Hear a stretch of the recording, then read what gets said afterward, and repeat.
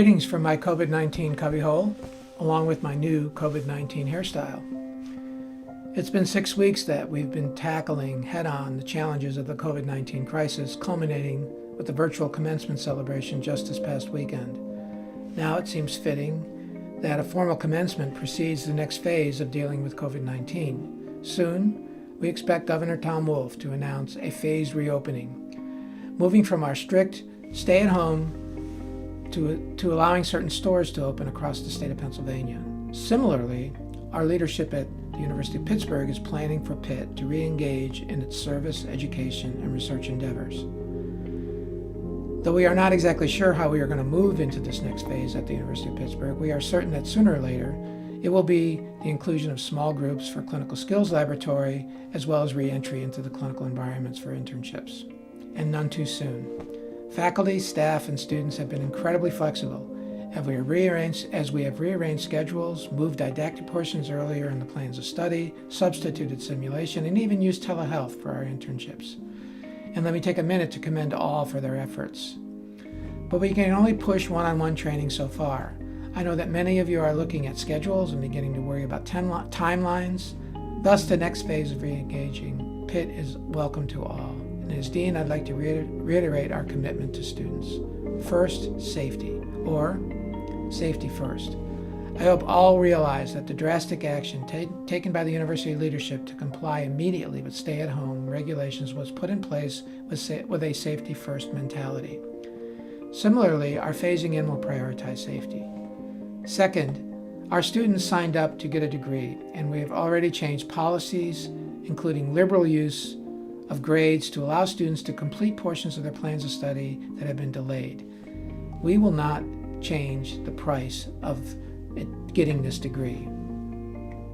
Third, our students have a graduation date in mind. We will do everything in our power to adhere to that graduation date. So how do we proceed with this phasing in process? First, we will need to get used to functioning with uncertainty. Without widespread testing and tracking, uncertainty surrounding COVID-19 is the rule. Our drastic action of stay at home earlier in many ways precluded the need to deal with the uncertainty.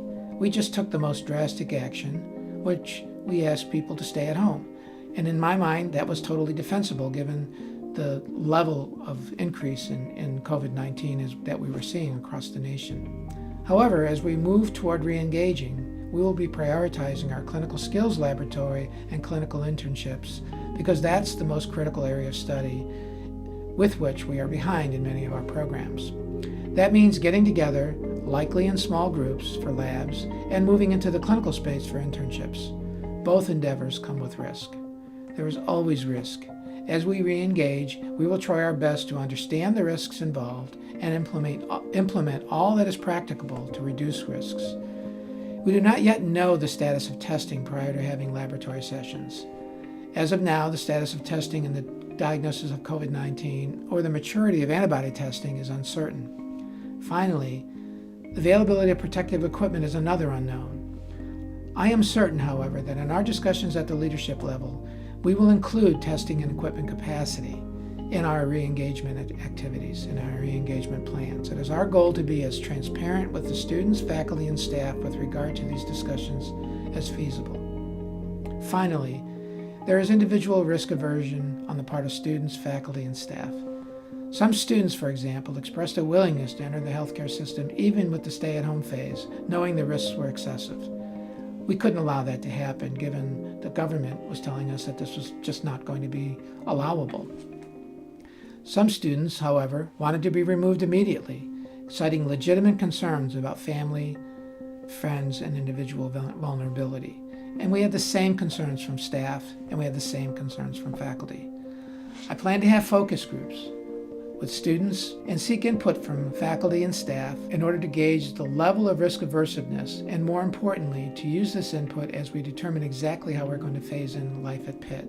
In other words, I'm expecting that the students, that the faculty, and the staff be part of the solution to this process. Again, my thanks to all of you, our SHRS faculty and staff, for being flexible throughout this and productive in this virtual world. You're what makes this school so successful. Hail to Pitt.